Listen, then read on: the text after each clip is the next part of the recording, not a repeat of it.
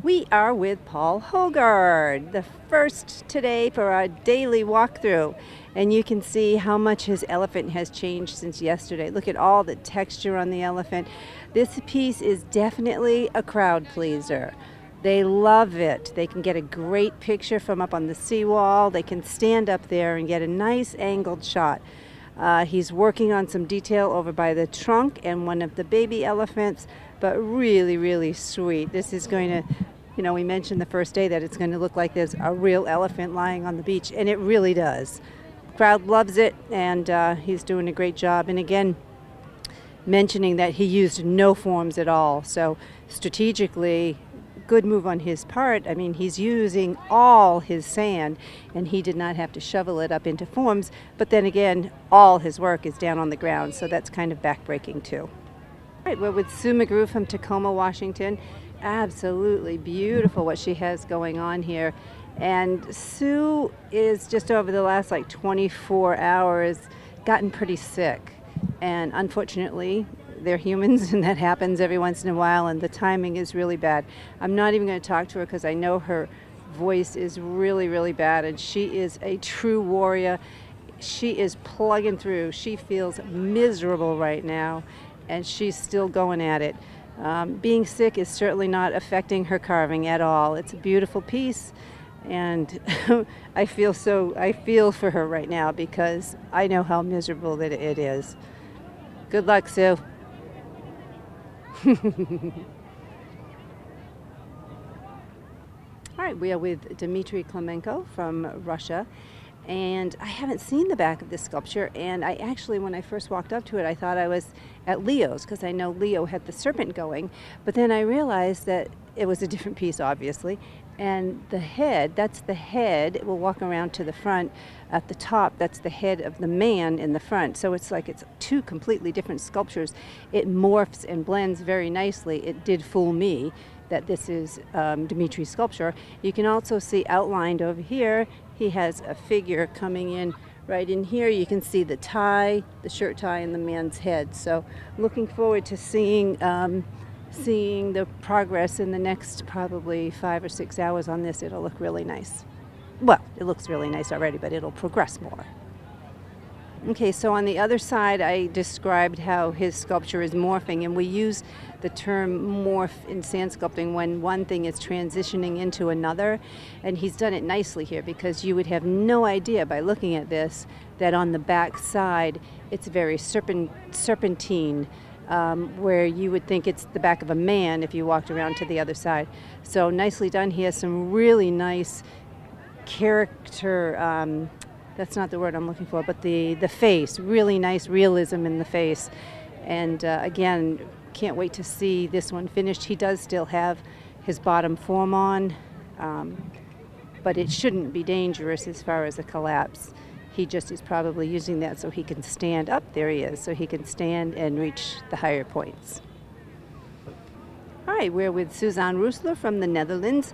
And I love to watch Suzanne sculpt because she has a tendency to sculpt the whole thing, and you think she's finished and done, and then you'll come back 4 hours later and it'll look so completely different because she puts the detail on. And you can see just with the head of her creature here how she's starting to do the detail now. She finds the sculpture within that block of sand, which you can see all the blocking out down at the bottom, and cleans it up nicely, and then she comes in and puts a lot of detail in it that'll make it pop. Right, Suzanne? Yes. Yes. Exactly right. I thought, yes. Yeah, really a nice feeling as well when I look at this sculpture, the interaction with the little boy and the creature, and it's just the placement of getting those two heads in exactly the right place when you just look at a block of sand is very difficult. So that it all worked out, and it takes a lot of time and a lot of planning to do that. So good job, Suzanne. All right, we're with Barrett Cutulle from Saugus, our local gal, and Deb's had a lot of interruptions today, so kudos to her for being so kind to the media and talking to everybody because it takes so much time away from your sculpting. And with her being local and knowing so many people here, and they're so excited that she's competing, she's had to take a lot of time to talk to them. So thank you for doing that, Deb. But getting to her sculpture, she's moving right along. She's doing a relief sculpture, which means she has a flat plane in the back, and then her sculpting is coming out of it. So she's moving right along. Like the positioning of her genie, sexy genie,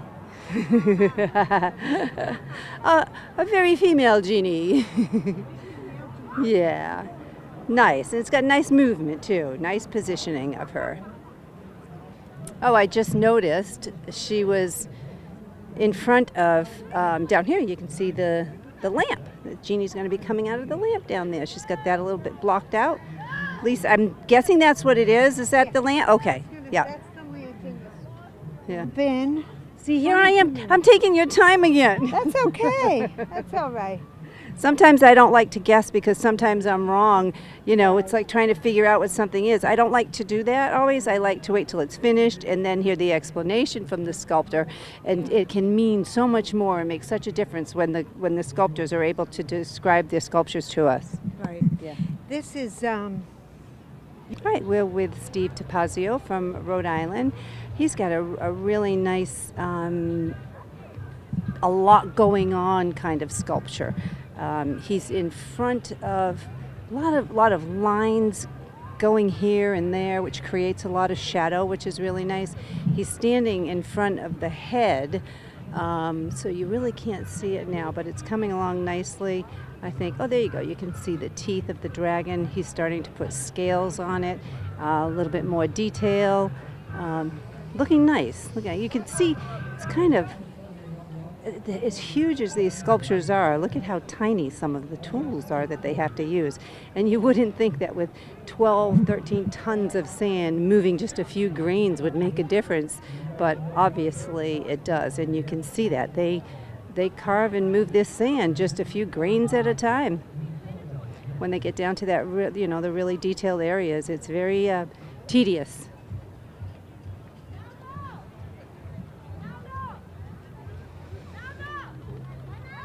All right, we're with Leonardo Ugilini from Italy. Leonardo's using a unique technique, a very clever technique you can see on his serpent. He has textured, rather than leaving it flat, or smooth, I should say, where all the tentacles would look the same. He has taken a tool of his and he just creates these scratch lines on it in different directions, some in the same direction. And in between every single one of those lines is the sun is going to pick that up and create a little bit of shadow. Very little shadow, but it's enough to give it a different texture, a different feel, and the light plays with it a little bit more than if it was a flat, smooth surface. I just can't, say enough about the ship. It's just amazing to me. He did protect it last night. They don't put anything over the sculptures at night, but he did put wood around it and then a wooden plank on top of the form just in case there was any rain, just to be on the safe side, because at this point, if anything happened to that ship, there would be no way for him to fix it. I like also the way he's tied, the tentacles in. It's making a story out of it that the serpent is sinking the ship. I haven't seen the back of it, so we'll go around and take a look at the back. All right, we're at the back of Leo's sculpture, and you can see that he is putting some scratch lines in. Those are his reference for where he's going to be sculpting next. And you can also see, we talked on Pound Up Day about this curve and pile of sand that I mentioned. I think he was using his pile strategically. Now that I know what he's sculpting, because I had no idea what he was sculpting when I made that comment, I'm almost positive that this is going to be some type of tail or tentacle of the serpent itself. So clever way to use his pile. Remember, I said you don't ever want to have to move the sand twice. It's heavy enough moving it once. So he left this intentionally when he was doing his pound up so that he can now use this and incorporate it very cleverly into his final sculpture.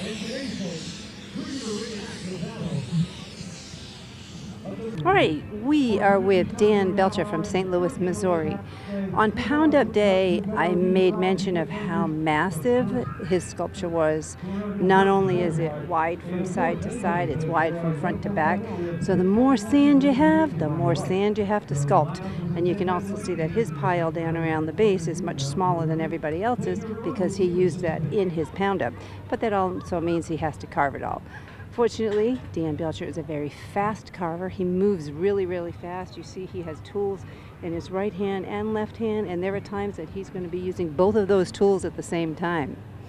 You also might see that he has earphones on.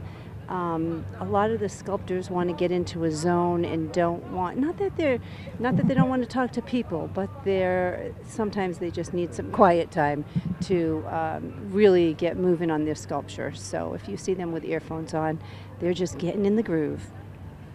I want to go take a look at the front of this. Oh, look, you can see how fast. Look how fast he's sculpting. Do, just go, go, go, go, go.